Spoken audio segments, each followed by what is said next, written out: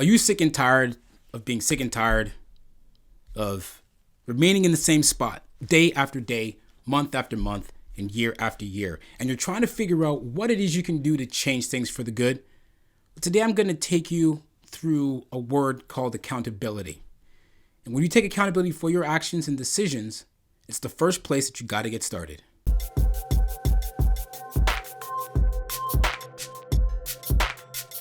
And with the recent conviction of Derek Chauvin and the death of George Floyd, the new hashtag that will undoubtedly become the trendiest for the foreseeable future is accountability. Now, over the course of this video, I want to explore this word, what it means, and more importantly, why we must all have accountability for our actions. Now, accountability is when a person is held accountable and takes ownership of what happens as a result of their choices, their actions, and so forth. Now, notwithstanding that there can be both positive and negative consequences, I believe wholeheartedly that taking personal accountability is a fundamental necessity in order for us to live our most fulfilling lives. Now, as I look around the world more and more lately, it appears that the word accountability is being used conveniently. And what I mean by that is that often we as humans have an easier time wanting to hold someone else accountable for the outcomes of our decisions.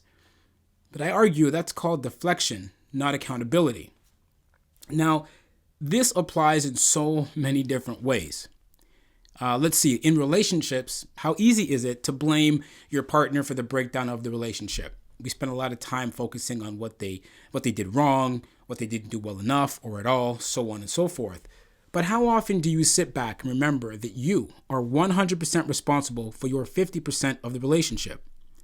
Now, people will blame not making enough money for the reason why they're in debt. Yet they'll fail to acknowledge that they have the craziest spending habits. Champagne taste on a beer budget.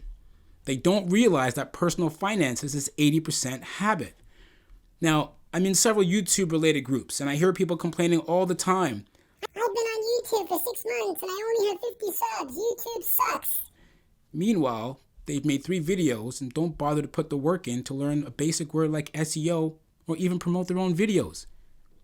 How many people do you hear saying they can't afford the $50 month membership for the gym, yet they're spending $150 the same month at the drive-through window? I'm also witnessing a world where people would rather teach young men and women to fear police officers rather than teach them how to respect authority and how to behave. Now, you've heard me say this on this channel here before. I got to the point where I got tired of saying that I wanted to start a YouTube channel, so I just did it. And it's been very freeing. I've never thought I'd make it this far, but here I am thanking you for hitting that subscribe button. Now, we've made it acceptable to blame everyone and everything else for our actions. And when bad things happen to you or things don't go your way, that's not to say it's your fault entirely, but the responsible thing to do is ask yourself the question, did I make a decision to help me get here? See, we all make bad decisions from time to time. I get it, it happens. And often we reject ourselves because we're embarrassed in hindsight.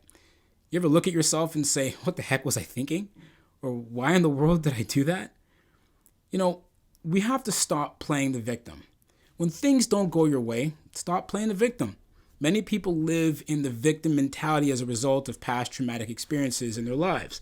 And it can often make them feel like in many respects they're out of control. And as a result, living in this mind state makes them avoid responsibility because they blame their actions on these previous events. Now, playing the victim is a separation technique where instead of taking responsibility for the outcomes and poor decisions, one chooses to insist that their outcome is a fault of someone or something else. Now, don't get me wrong, this is not a suck it up speech. Everyone's experiences are unique and your feelings are real. So choosing to believe, though, that you're less than will never begin to validate yourself and fight for what you want. You have to take accountability for your feelings and recognize that it's you that's holding you back. You will never control anyone else, ever. But you have control over yourself and how you respond to things. And similarly, you got to stop blaming other people. Now, accountable people don't go around blaming others for their mistakes.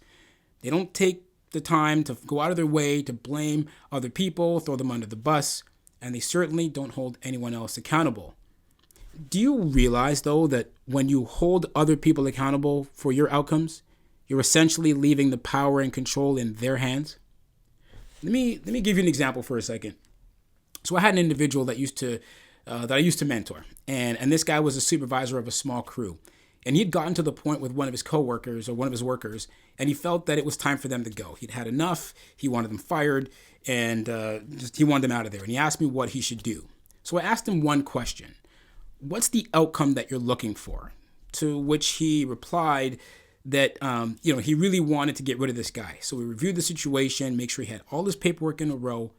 And most importantly, he had the ability and the authority to make the decision to release this person from his site.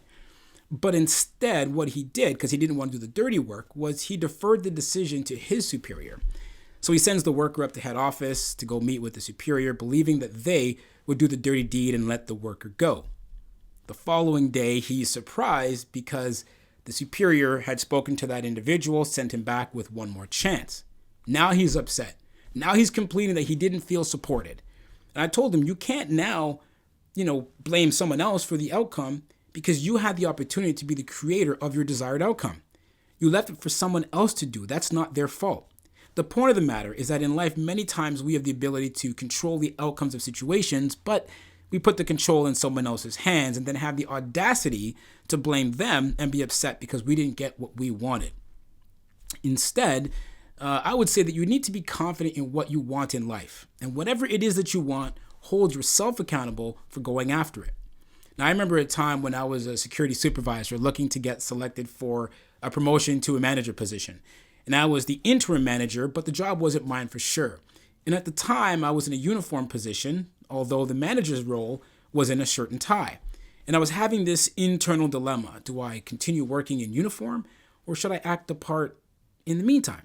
So I went to someone that I looked up to as a mentor of mine and asked them kind of what I should do. And he looked me straight in the eye and said, "Don't you want the job?"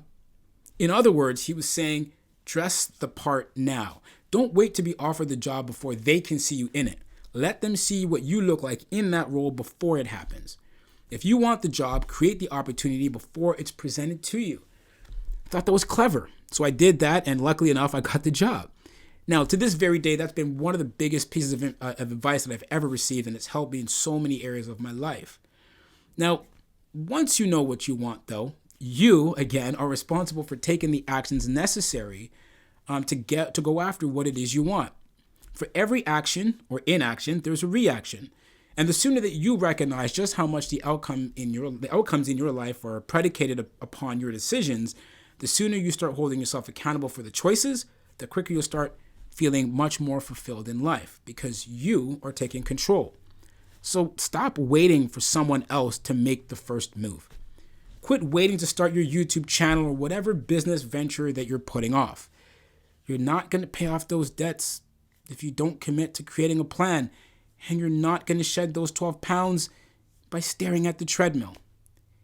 If you want to see things change in your life, you need to be honest with yourself. Make no excuses. Stop blaming other people.